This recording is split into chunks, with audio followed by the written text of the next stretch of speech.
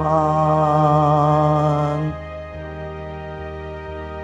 Umawit ang daigdigan, lahat ng naroroon.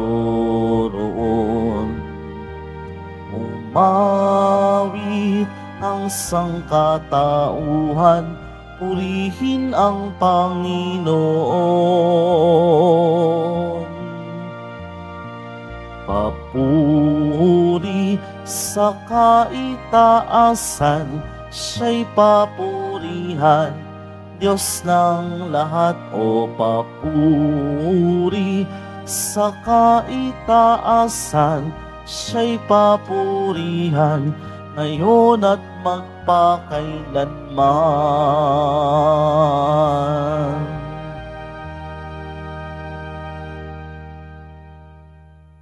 Sa ngalan ng Ama at ng Anak at ng Espiritu Santo, Amen. sumainyo ang Panginoon. At sumayo rin.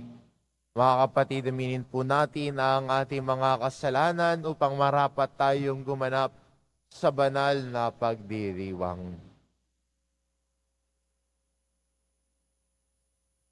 Inaamin ko Sa makapangyarihang Diyos at sa inyo mga kapatid, lalo ba akong nagkasala sa isip, sa salita, sa gawa, at sa aking pagkukulang. Kaya isinasamo ko sa mahal na Birheng Maria, sa lahat ng mga anghel at mga banal, at sa inyo mga kapatid, na ako'y panalangin sa Panginoong ating Diyos. kaawaan tayo ng makapangyarihan Diyos, patawarin tayo sa ating mga kasalanan, at patnubayan tayo sa buhay na walang hanggan. Amen. Panginoon, kaawaan mo kami. Panginoon, kaawaan mo kami. Kristo, kaawaan mo kami. Kristo, kaawaan mo kami. Panginoon, kaawaan mo kami. Panginoon, kaawaan mo kami. Manalangin tayo. Ama naming makapangyarihan, kami iyong mga kinupkop ay niloob mong maging mga anak sa liwanag mong kaloob. Huwag mong ipahintulot na sa katiwalian kami ay masangkot. Panatilihin mo kaming nagliliwanag sa iyong katapatang lubos na sumisikat sa pamamagitan ni Hesukristo, kasama ng Espiritu Santo, magpasawalang hanggan. Amen. Maupo po tayo. Pagbasa mula sa aklat ni Propeta Amos. Noong mga araw na iyon, si Amasias, ang saserdote sa Betel, ay nagsumbong kay Haring Jeroboam ng Israel. May binabalak laban sa inyo ang propetang si Amos, aniya. Dahil sa kasasalita niya'y nagugulo ang bayan. Sinasabi niyang, kayo'y mamamatay sa digmaan at dadalhing bihag sa ibang lupain ang mga taga-Israel. Pagkatapos, hinarap naman ni Amasias si Amos, bulaan kang propeta, magbalik ka na sa Hoda. Doon ka maghanap buhay sa pamamagitan ng iyong panghuhula. Huwag ka nang manghuhula rito sa Betel. Narito ang pambansang templo at dito sumasamba ang hari. Sumagot si Amos, hindi ako propeta, hindi ko ito hanap buhay. Ako'y pastol at nag-aalaga rin ng mga punong igos. Ngunit inialis ako ng Panginoon sa gawaing iyon at inutosang magsalita para sa Kanya, sa mga taga-Israel. Kaya pakinggan mo ang sinasabi ng Panginoon. Pinatitigil mo akong manghula laban sa Israel at mga inapo ni Isaac. Dahil diyan, Amasias, ito naman ang ipinasasabi sa iyo ng Panginoon. Ang asawa mo'y magiging isang masamang babae sa lungsod at masasawi sa larangan ng digmaan ang mga anak mo. Paghahati-hatian ng iba ang iyong lupain at ikaw ay mamamatay sa isang bayang di kumikilala sa Panginoon. Ang mga taga-Israel ay dadalhing bihag sa ibang lupain.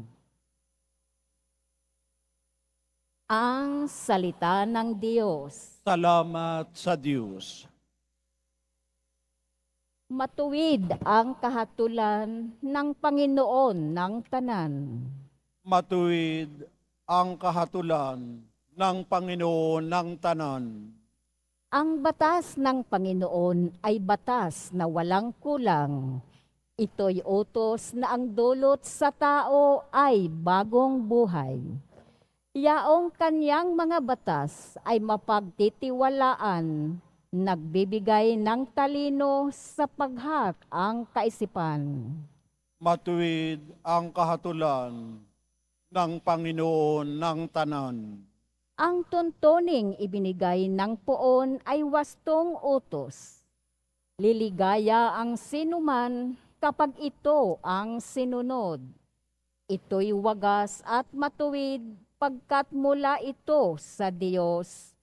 Pangunawa ng isipan, yaong bungang idudulot.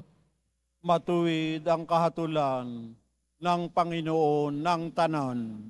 Yaong paggalang sa poon ay marapat at mabuti. Isang banal na tungkulin na iiral na parati. Pati mga hatol niya'y matuwid na kahatulan. Kapag siya ang humatol, ang pasya ay pantay-pantay.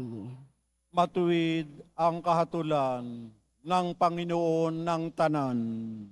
Ito'y higit pa sa ginto na maraming nagnanais. Higit pa sa gintong lantay na ang hangad ay makamit. Matamis pa kaysa pulot, sa pulot na sakdal tamis. Kahit anong pulot ito na dalisay at malinis. Matuwid ang kahatulan ng Panginoon ng tanan. Tumayo po tayo.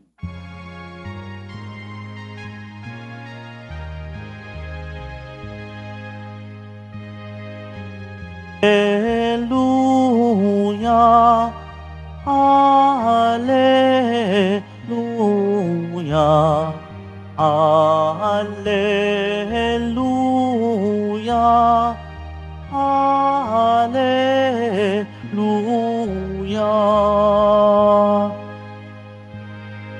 Pinagkasundo ni Kristo ang Diyos at mga tao, kaya't napatawad tayo. Alleluia, Alleluia, Alleluia, Alleluia.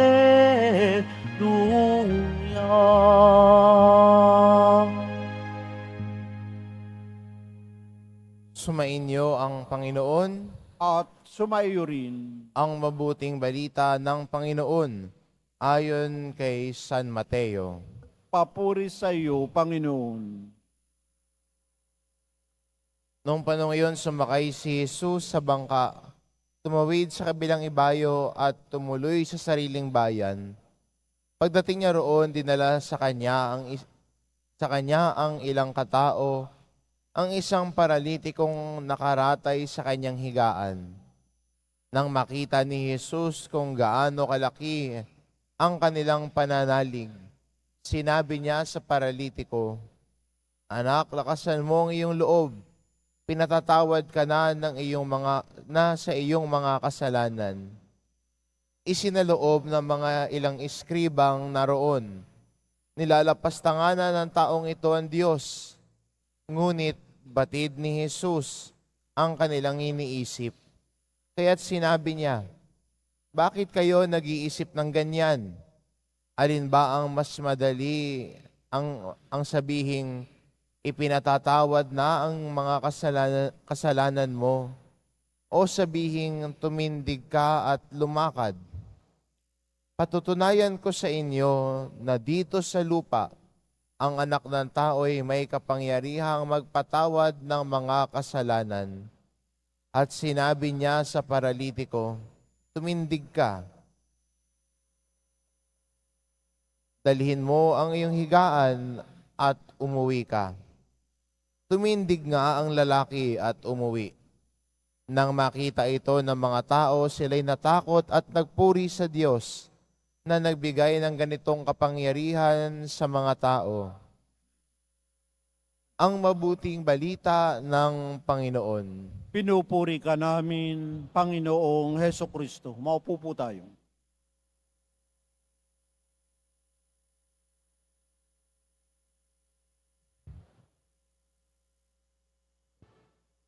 May dinala ka na ba kay Jesus? Minsan yun ang magandang tanong sa atin bilang mga Kristiyano. Madali tayong lumapit kay Jesus. Gusto nating lumapit kay Jesus. Pero minsan sa buhay mo, bago mo nakilala si Jesus, bago ka napunta ng Quiapo, may nagsabi sa'yo tungkol dito. May kaibigan ka, kamag-anak na sinama ka papunta rito at pinakilala ka sa Nazareno. Sa atin ng Ebanghelyo, may isang paralitiko po na dinala ng mga tao. Hindi kayang lumapit ng paralitiko, pero may mga kasama siya na sila ang lumapit sa kanya. Sila ang nagbitbit sa kanya. Isang maganda rin para sa atin bilang Kristiyano, hanapin yung mga tao na magbibitbit sa atin palapit sa Panginoon. Sila yung mga ilapit mo sa buhay mo. Yung alam mong ilalapit ka sa Panginoon o nilapit ka na sa Panginoon. Hindi yung taong ilalayo ka sa Panginoon. Yun yung medyo bawas-bawasan mo sa buhay mo. Hindi yung tao na lahat yata ng pangit sa mundo ay ibinibigay sa iyo. Dadaling ka pa sa kasalanan. Sabihin, huwag ka na magsimba. Kain na lang tayo. Huwag ka na magsimba. Inuman na lang tayo. Huwag ka na magsimba. Sugal na lang tayo. Ito mga gatong tao, sanang bawas-bawasan natin sa buhay natin. Dahil nilalayo tayo sa Panginoon, at pag lumalayo tayo sa Panginoon, nawawalan tayo at tila lumalabo ang kabuluhan ng ating buhay, hindi ho ba? Kung lumalayo tayo sa Panginoon, parang bakante yung buhay natin, parang may kulang. At sinusubukan nating hanapin ito sa iba't ibang bagay. Kaso nga lang, hinahanap natin yung pupuno ng kulang natin sa maling lugar. Pero alam naman natin at naranasan natin na kung ang Panginoon ang nakita natin sa buhay natin, yung tila ay kulang sa loob natin, napupuno at umaapaw pa. At siguro ito maganda rin sa atin bilang Kristiyano, na hayaan natin na ang Diyos ang pumuno ng ating buhay. Huwag nating isatabi ang Panginoon, siya ang piliin natin lagi. At piliin natin ang mga tao sa buhay natin na ilalapit tayo sa Diyos na nagmamahal at kumakalinga sa atin. At maganda ring imbitasyon sa atin sa paglago natin sa pananampalataya na tayo din naman ay akayin ang kapwa natin palapit kay Jesus. Minsan, pangit kapag yung taong nagdadasal pa at laging nasa simbahan, siya pa yung number 1 na chismosa sa magkakaibigan. Wala ho talagang lalapit kay Jesus niyan. Sasabihin ng taong yun, bakit kaya ganun siya? No? Dasal siya ng dasal, simba ng simba, di naman nagbabago. Di naman bumabait. Palaway pa. Ano bang meron sa simbahan? Hindi nga makapunta ron, nagiging ganyan pala. Sana yung ating pagkilala kay Jesus, paano tayo inilapit kay Jesus, ay magdulot din sa atin ng pagbabago ng puso at ng buhay. At pag-level up natin at paglago natin sa pananampalataya, tayo naman ang mag-akay ng iba palapit kay Jesus. Akayin natin sila sa pamamagitan ng ating pagsisikap na isabuhay ang ating pananampalataya. Hindi ba mas maganda kung ganito? Ang sasabihin sa ng mga kaibigan mo, tao sa paligid mo, bakit anong meron sa kanya? Simula nung nagsisimba na yan, hindi na siya chismosa. Bakit ganyan na siya? Simula nung nagsisimba na siya at naging deboto ng Nazareno, hindi na siya laging galit. Mahinahon na siya. Hindi na siya palaaway. Bakit ganun kaya siya? Simula nung naging deboto siya ng Nazareno, napunta sa Quiapo, kinakausap na kami, hindi na sa cellphone laging nakatingin. Ang tao na nakakakilala kay Jesus, nagbabago ang buhay. At sa pamamagitan ng pagbabagong buhay niya, naiaakay din niya ang kapwa niya palapit kay Jesus dahil nagiging saksi siya ng mabuting balita. At ito po sana ang ating nais. Ito din po ang hamon sa atin ni Jesus Nazareno sa araw na ito. Na ang ating mga narinig, ang ating pinagnilayan sa loob ng simbahan, ay dalhin natin sa ating pang-araw-araw na buhay. Ang ating narinig at pinagnilayan sa simbahan, sana ay maging paraan din ng pag-akit natin sa iba na hindi pa nakakakilala kung sino ba talaga si Jesus. O marahil sa mga tumalikod na sa pagmamahal kay Jesus. Ang ating pagsasabuhay ng pananampalataya ang siyang paraan natin para sila ay akayin palapit kay Jesus. Tulad ng mga tao, inakay ang paralitiko palapit kay Jesus at siya ay gumaling. Nawa po tayo bilang mga Kristiyano at nagmamahal kay Jesus, akayin din ang kapwa natin palapit sa Diyos na nagpapatawad ng kasalanan at nagmamahal sa atin. Amen.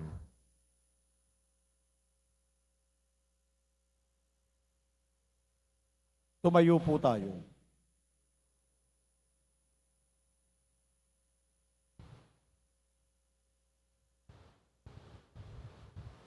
Minamahal ko mga kapatid, taglay ang buong pananalig ng mga kaibigan ng paralitiko, dalhin natin sa Panginoon ang ating mga pangangailangan at ng mga dalamhati ng simbahan at ng mundo. Ang ating itugon, Panginoon, palakasin at ibangon mo kami. Panginoon, palakasin at ibangon mo kami. Ang simbahan, naway palagi ang isagawa ang mapagligtas na misyon ni Kristo sa pamamagitan ng pagpapatawad ng mga kasalanan. Manalangin tayo. Panginoon, palakasin at ibangon mo kami. Ang mga pari na nagdiriwang ng sakramento ng pakikipagkasundo, naway laging magpakita ng habag at pangunawa sa lahat ng mga nagbabalik loob. Manalangin tayo. Panginoon, palakasin at ibangon mo kami. Tayo naway maging laging handang magpatawad ng ating kapwa, sapagkat bahagi ito ng ating tungkulin sa pagsunod kay Kristo. Manalangin tayo. Panginoon, palakasin at ibangon mo kami. Ang mga may sakit at may kapansanan, naway makatagpo ng kasiyahan at pag-asa sa gitna ng kanilang pagdurusa. Manalangin tayo. Panginoon, palakasin at ibangon mo kami. Yaong mga namayapa, naway makasalo sa walang hanggang kapayapaan ni Kristo. Manalangin tayo. Panginoon, palakasin at ibangon mo kami. Ama naming nasa langit, pinasasalamatan ka namin sa kapatawaran na dulot ng iyong anak sa amin. Kami naway makapagpatawad sa mga nagkakasala sa amin. Hinihiling namin ito sa pamamagitan ni Kristong aming Panginoon. Amen.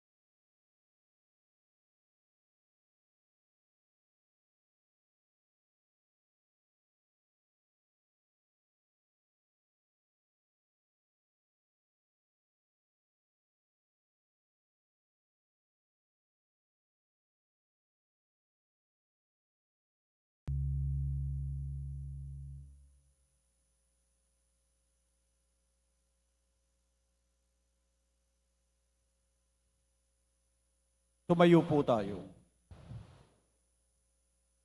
Manalangin kayo mga kapatid, upang ang paghahain natin ay kalugdan ng Diyos amang makapangyarihan. Tanggapin nawa ng Panginoon itong paghahain sa iyong mga kamay, sa kapurihan niya at karangalan, sa ating kapakinabangan at sa buong sambayanan niyang banal. Ama naming lumikha, kami ngay iyong pinaging tapat gumanap sa pagdiriwang ng paghahain ng iyong pagliligtas. Ipagkaloob mo ang aming paglilingkod sa iyo ay gawing kalugod-lugod ng mga alay na ito sa pamamagitan ni Hesukristo kasama ng Espiritu Santo magpasawalang hanggan. Amen. Sumainyo ang Panginoon. At sumaiyo rin, Itaas sa Diyos ang inyong puso at diwa. itinaas na namin sa Panginoon. Pasalamatan natin ang Panginoong ating Diyos. Marapat na siya ay pasalamatan. Ama naming makapangyarihan, tunay ngang marapat na ikaw ay aming pasalamatan. Pinagbibigyan mong ito'y aming mahayag kahit na ito'y walang anumang maidaragdag. Sa kadakilaan sa iyo ay likas. Sa pagpupuri nami ang nakikinabang ay kami ring iyong pinakikiharapan sa pamamagitan ng iyong anak na minamahal. Kaya kaisa ng mga anghel na nagsisiawit ng papuri sa iyo, nang walang humpay sa kalangitan, kami nagbubunyi sa iyong kadakilaan. Santo, Santo, Santo, Panginoong Diyos ng mga hukbo, napupuno ang langit at lupa ng kadakilaan mo, o sana sa kaitaasan. Pinagpalang na paririto sa ngalan ng Panginoon, o sana sa kaitaasan. Lumuhod po tayo. Ama naming banal, ikaw ang bukal ng tanang kabanalan. Kaya't sa pamamagitan ng iyong Espiritu gawin mong banal ang kaloob na ito, upang para sa amin maging katawan at dugo ng aming Panginoong Hesukristo. Bago niya pinagtiisang kusang loob na maging handog, hinawakan niya ang tinapay, pinasalamatan kanya, pinagati-hati niya iyon, iniabot sa kanyang mga alagad at sinabi, "Tanggapin ninyong lahat ito at kanin ito ang aking katawan, na iahandog para sa inyo.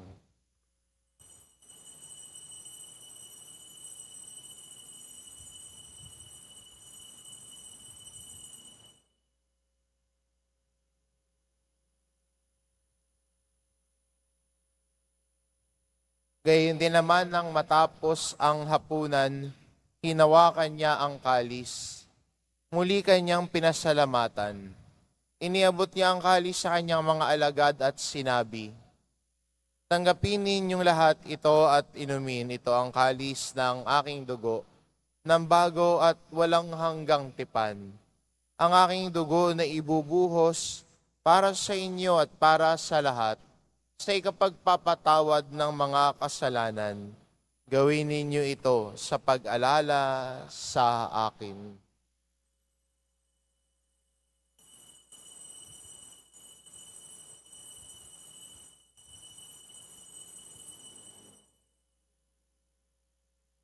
Tumayo po tayo. Ipagbunyi natin ang misteryo ng pananampalataya. Si Kristo'y namatay, si Kristo'y nabuhay, si Kristo'y babalik sa wakas ng panahon. Ama, ginagawa namin ngayon ang pag-alala sa pagkamatay at muling pagkabuhay ng iyong anak. Kaya't inaalay namin sa iyo ang tinapay na nagbibigay buhay at ang kalis na nagkakaloob ng kaligtasan.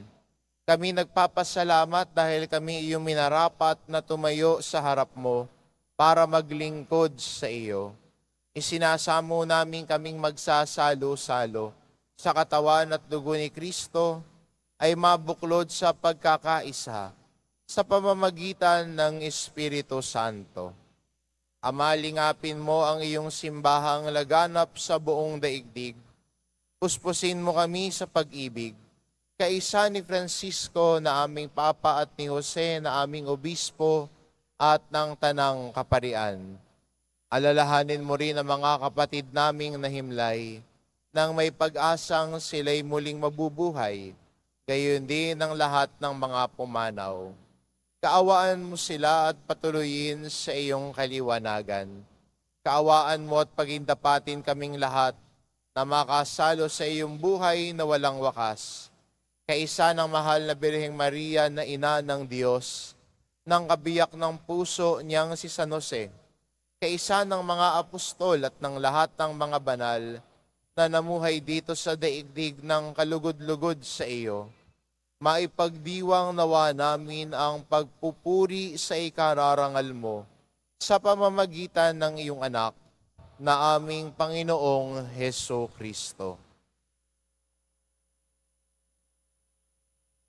Sa pamamagitan ni Kristo kasama niya at sa Kanya, ang lahat ng parangal at papuri ay sa iyo, Diyos amang makapangyarihan, kasama ng Espiritu Santo, magpasawalang hanggan. Amen. Sa tagubilin ng mga nakagagaling na utos at turo ni Jesus na Panginoon natin at Diyos, ipahayag po natin ng lakas loob. Ama namin, sumasalangit ka, sambahin ang ngalan mo, mapasa amin ang kaharian mo, sundin ang loob mo dito sa lupa para nan sa langit. Bigyan mo kami ngayon ng aming kakanin sa araw-araw, at patawarin mo kami sa aming mga sala, para ng pagpapatawad namin sa nagkakasala sa amin, at huwag mo kaming ipahintulot sa tukso, at iadya mo kami sa lahat ng masama. Hinihiling namin kami adya sa lahat ng masama, pagkalooban ng kapayapaan araw-araw, iligtas sa kasalanan, at ilayo sa lahat ng kapahamakan. Samantalang aming pinananabikan ang dakilang araw ng pagpapahayag ng tagapagligtas naming si Heso Kristo. Sapagkat iyo ang kaharian, at ang kapangyarihan at ang kapurihan, magpakailanman. Amen. Panginoong Hesukristo, sinabi mo sa iyong mga apostol, kapayapaan ang iniiwan ko sa inyo, ang aking kapayapaan ang ibinibigay ko sa inyo. Tunghayan mo ang aming pananampalataya at huwag ang aming pagkakasala. Pagkalooban mo kami ng kapayapaan at pagkakaisa ayon sa iyong kalooban, kasama ng Espiritu Santo, magpasawalang hanggan. Amen. Ang kapayapaan ng Panginoon ay laging sumainyo. At sumaiyo rin. Magbigayan kayo ng kapayapaan sa isa't isa.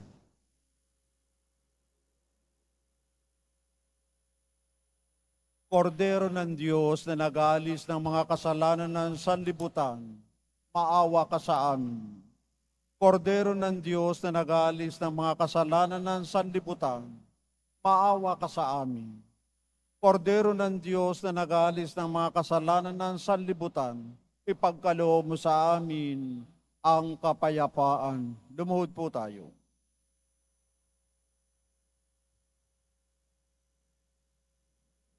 Ito ang kordero ng Diyos, ito nag-aalis ng kasalanan ng sanlibutan. Mapalad ang mga inaanyayahan sa kanyang piging.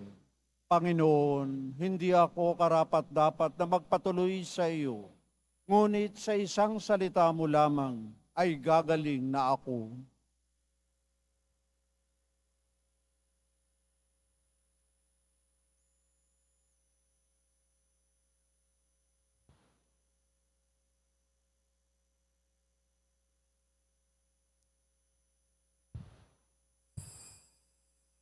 Para sa lahat ng tatanggap ng banal na komunyon, sasagot po tayo ng amin pagkasabi ng pari o ng lay minister ng katawan ni Kristo at isubo agad sa bibig bago umalis sa harapan ng pari o lay minister.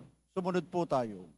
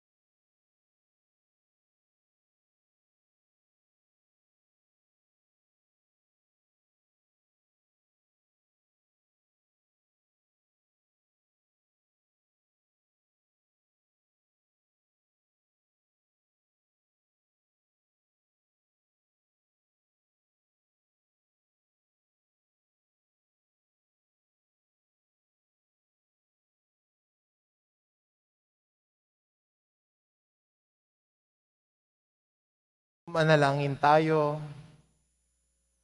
Ama naming mapagmahal, buhay nawa kami ng aming inihain at pinagsaluhan upang kaming pinagbuklod sa pag-ibig mo kailanman ay magkaroon ng bungang lagi naming maialay sa pamamagitan ni Hesukristo kasama ng Espiritu Santo magpasawalang hanggan. Amen. Sumainyo ang Panginoon. At sumaiyo rin. Mahal na pong Hesus Nazareno, inihayag mo sa pamamagitan ng krus ang walang maliw na pag-ibig ng Diyos sa sangkatauhan. Pakinggan mo ang kahilingan ng iyong angka na nagsusumamo sa iyo. Makamtanawa nila ang iyong katugunan at tanggapin ang kasagutan ng may utang na loob na tinatanaw. Basbasan din po ninyo ang mga may daladala nilang imahen at dasalan. Sa pamamagitan ng bendisyon na ito, naway maalala nila ang mga pangako nila noon sa binyag, na ikaw ang kanilang iibigin at paglilingkuran, bilang Panginoon magpa sa walang hanggan. Amen. At pagpalain kayo ng ating mapagmahal na Diyos, ang Ama, at ang Anak, at ng Espiritu Santo. Amen. Umayo kayo, taglay ang kapayapaan ng poong Hesus Nazareno. Salamat sa Diyos.